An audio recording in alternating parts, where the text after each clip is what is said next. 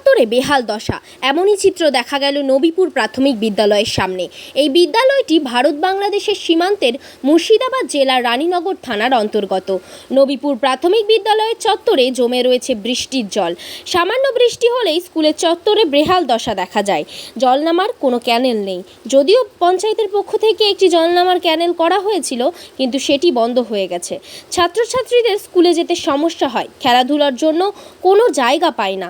500 metre দূরে রয়েছে উচ্চ বিদ্যালয়, সেই বিদ্যালয়ে যেতেও একই অবস্থা। এই বেহাল রাস্তা দিয়েই যেতে হয় ছাত্রছাত্রীদের। সামনে যে এতগুলো জল জমেছে, জল বিষয়ে আপনি কি বলবেন?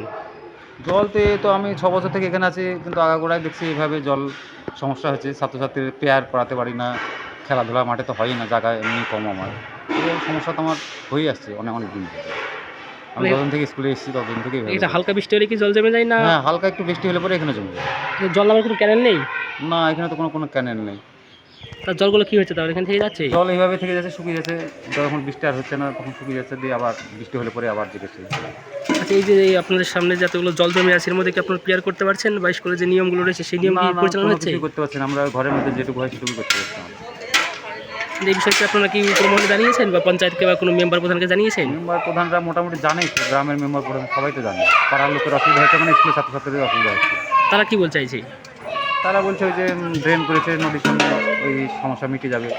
চলছে এইভাবে, এখনও তো কোনো কাজ কমপ্লিট হয়নি, চলছে এইভাবে থাকছে তাহলে আপাতত? হ্যাঁ। আপনার নামটা বলবেন? আপনার নামটা বলবেন? আমার নাম অশোক কুমার সরকার।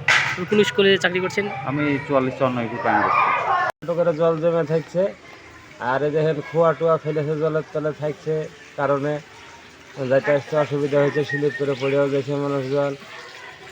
আমাদেরও বিশাল সমস্যা। রাত্রে ডিসি নেটে ছেড়ে দিছি রাস্তার ব্যাপারে, রাস্তাটার কাজ হলে পরে আমরা একটু চলাফেরা করতে সুবিধা হয় আমাদের। আচ্ছা, এই রাস্তা কি পঞ্চায়েতকে কোনো দেখভাল করছে না? না আচ্ছা, এই জল নামার কোনো ব্যবস্থা আছে রাস্তায়? না, ড্রেন আছে, ড্রেন ঝাড় দিয়ে লোক করে দিয়েছে ড্রেন। এইতে যে পাশে যে একটা স্কুল দেখতে পাচ্ছি, স্কুলে কত সমস্যা হয় বাচ্চাদের? প্রচুর সমস্যা, স্কুলে তো যা বাচ্চা কাচ্চারা আসতে পারছে না জল কাদার জন্য।